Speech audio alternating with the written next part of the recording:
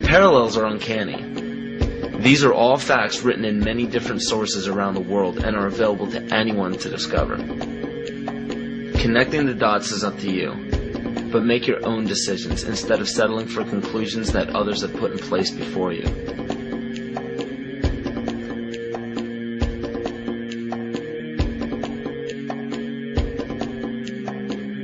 The right answers are what you decide are the right answers. Maybe everything I'm telling you is wrong. I mean, I can tell you what I think happens to be more or less right, but there isn't any reason why you should pay any attention to it.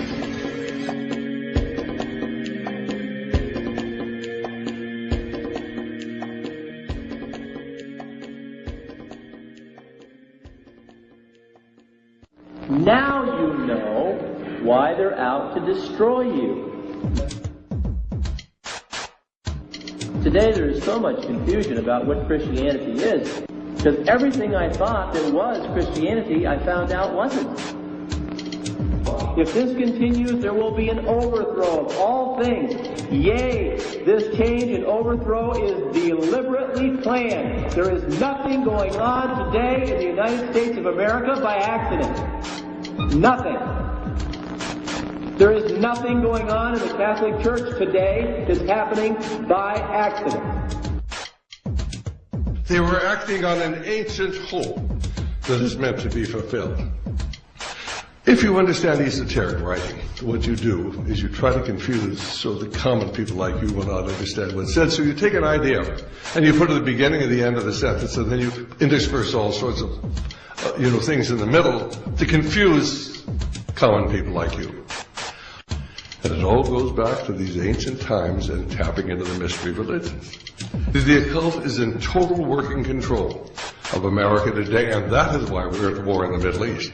What is it all about?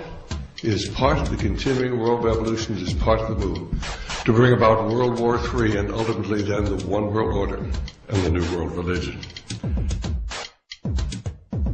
This information is backed up by scholars, teachers, philosophers, doctors, and professionals in every respective field, all around the world. The reasons why the majority of people don't know about this is because over 80% of the population gets their world news strictly from the mainstream media. And if you trace every major media station's chain of command to the top, you will find the same people who own the corporations that lobby every high-ranking political official into place.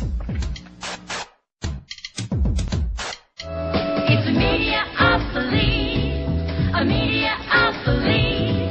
The whole media is controlled by a few corporations thanks to deregulation by the FCC. You mean Disney, Fox, Westinghouse, and good old GE? They own networks from CBS to CNBC. They can use them to say whatever they please and put down the opinions of anyone who disagrees. Or stuff about PCBs. What are PCBs? They come from electric power plants built by Westinghouse and GE. They can give you lots of cancer that can hurt your body. But the big shots don't care. They're all sitting pretty thanks to corporate welfare. What's that now?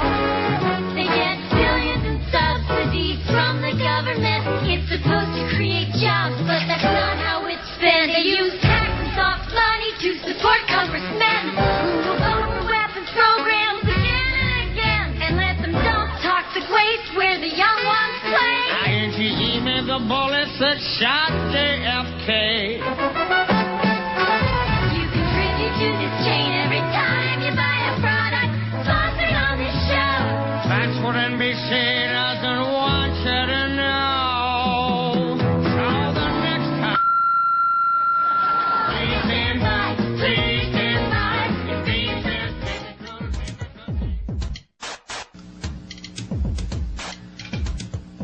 And for those of you who are unaware of this one world government and one world religion, I challenge you to do an internet search on the New World Order. You will be overwhelmed by the amount of people trying to get the word out to the masses. This exemplifies the findings that 87% of the population formulates their belief structure according to other people's ideas. Only 13% formulate their beliefs on logic and evaluation.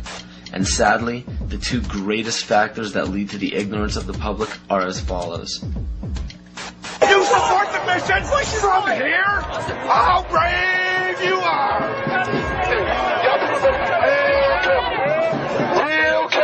as you march towards that Capitol building, be real careful on who you think is in there waiting to help you. Be real careful.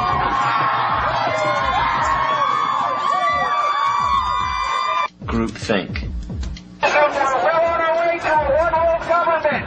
Unless we, the people, say no, this will not be tolerated. It is a term to describe a group unwilling to look beyond the overall consensus of the herd. Many times it is out of a lack of drive or ambition to ask original questions to arrive at genuine answers. But more importantly and dangerously, it is also an occurrence that spawns from the fear of looking foolish in front of peers. Both religion and politics are forms of groupthink. Words such as patriotism and faith are both fancy words that ultimately mean blind submission. Supposedly, it is considered heresy or unpatriotic to question the words of your leader. So the fear of upsetting the superior higher power has forced the herd to practice groupthink regardless of what it leads to. And one of the greatest examples of groupthink is the stigma given to conspiracy theories. The phrase conspiracy theory gives a distinct impression to the average person. The JFK assassination, Area 51, Roswell, government cover-ups, strange disappearances. These subjects probably sound a bit too fantasy for the average person, and it's quite understandable. They're supposed to sound made up. Throughout the mistranslation of time and embellishment of these stories, facts were added or omitted.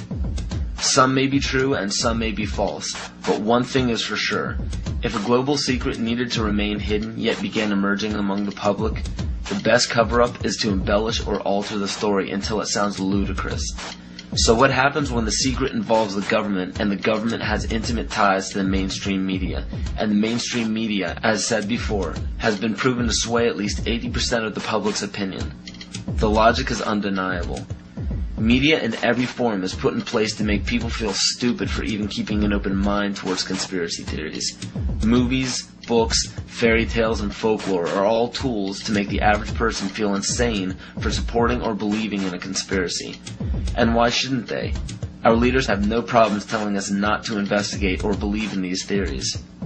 Let us never tolerate outrageous conspiracy theories concerning the attacks of September the 11th.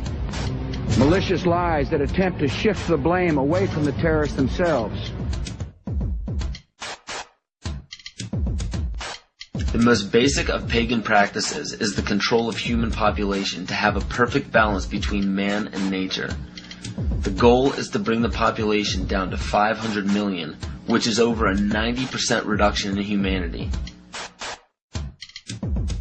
Now that we have abandoned everything we've been trained to think prior to this moment, we can start looking at the world for what it is, instead of what people tell us it is. Open your eyes today as if you've never seen the world before, and you will begin to notice that the goal of population reduction is everywhere around us.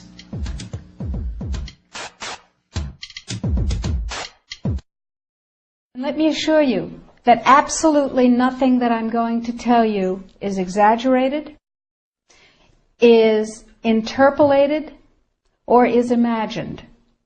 Everything I'm going to tell you is documented.